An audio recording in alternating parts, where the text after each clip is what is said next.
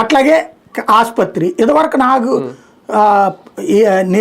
మనం పుట్టినా పెరిగినా అంతా గవర్నమెంట్ హాస్పిటల్లో, పెద్ద పెద్ద అయినా గవర్నమెంట్ హాస్పిటల్లోనే.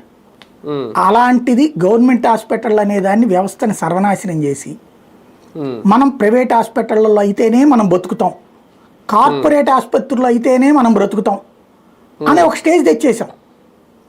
ఇప్పటికి కూడా 45 నుంచి 50% మంది వెళ్తున్నది గవర్నమెంట్ హాస్పిటల్కే, అది గుర్తుపెట్టుకోవాలి. కార్పొరేట్ ఆసుపత్రుల్లోకి ఇది తీసుకొచ్చి పెట్టారు ఆరోగ్యశ్రీ లాంటి వాటికి. దాంతో ప్రైవేట్ వాడిని కార్పొరేట్కి పరిచయం చేశారు.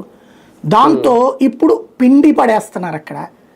ఈ వ్యవస్థలో అట్లాగా ప్రోత్సహించడం అంటే బాబు గారు రావడం వల్లనే కార్పొరేట్ ఎడ్యుకేషన్, బాబు గారు రావడం వల్లనే కార్పొరేట్ హాస్పిటల్, ఇది ఏ లేకపోతే మనం ఎడ బతుకుతాం అనే ఫీలింగ్ కొంతమందిది. ఇప్పుడు ఆ కార్పొరేట్ లో ఆరోగ్యశ్రీ కూడా నిలిచిపోయింది కదా, చేయట్లేదు కదా. అంటే చేస్తున్నారని వీళ్ళు చెప్తున్నారు ఇవన్నీ అనవసర ప్రచారం. 500 కోట్లు రిలీజ్ చేస్తా అన్నారు, చేస్తే ఇంత ముందు కూడా చేస్తానన్నారు, చేయలేదు. చేసేవాడు చేస్తుంటాడు, డబ్బులు వస్తాయని నమ్మేవాడు చేస్తాడండి. ఇప్పుడైతే ఆగుతారు నాకు తెలిసి. ఎందుకంటే ఇప్పుడు శాంతం విధానమే తీసేస్తామంటున్నారు కదా. ఇదివరకైతే విధానం ఉంటుంది, కొద్ది లేట్ అవుతుంది, ఈ నెల కాకపోతే వచ్చే నెలలో వస్తుంది అని చేస్తారు. వాళ్ళ చేతిలో పెడితే కదా అప్పుడు కదా అసలు కష్టాలు అసలు నష్టాలు. రేపు పొద్దున్న ఎంబీబీఎస్ చదవాలంటే భయపడతారు. ఈ లాంగ్ టర్మ్ కోచింగ్లు అందరూ తీసుకున్న వాళ్ళు.